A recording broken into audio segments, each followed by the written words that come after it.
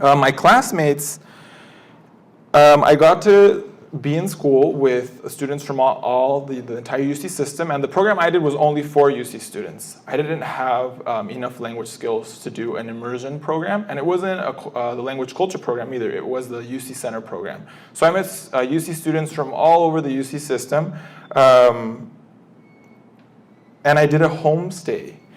And I decided to do a homestay because I didn't want to live with other UC students. I wanted to do a homestay. Like I said, I wanted to learn Italian. I wanted to challenge myself. And this homestay was she was about 60, 65-year-old widow and her daughter, her 40-year-old daughter. And we were in a suburb and it was completely Italian and she didn't speak any English and I didn't speak any Italian. So imagine that. I had to, at the end of the day, every day, I would have a headache because I was trying to form sentences. I would go to bed forming sentences, but what it did is it made me speak Italian. It forced me to speak Italian. And I'm proud to say that when I left, I just knew ciao, buongiorno, pizza, pasta, whatever. I came back and I tested into Italian 4. So it was after 5 months. So I tested into Italian 4, and I could have, if I had had enough time, I came back my end of my junior year, I could have even minored in Italian if I would have really wanted to. But that just goes to show what living in a homestay and forcing yourself to speak the language does. It allows for language dominance. Trips and excursions, we went to all over Italy.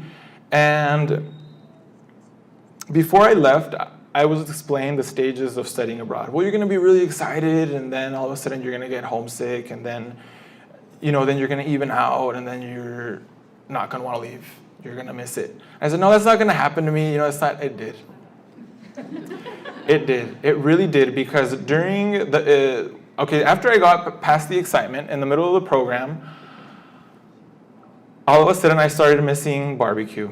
And I started missing Mexican food because there was only one Mexican restaurant in the entire city of Rome. And I started missing front yards and backyards because it dawned on me that no one in Rome had a yard like we do in the United States. Like, these people live in boxes and all the negative stuff. And by month 4, I hadn't realized I hadn't sat in a car. I was riding the tram, I was riding the taxi, I was walking all over the place.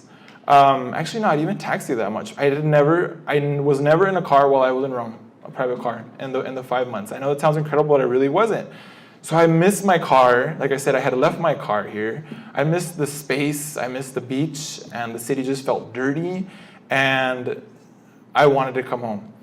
But then, as I was telling our director, Emily, when the time came to leave, I said, I've learned a lot.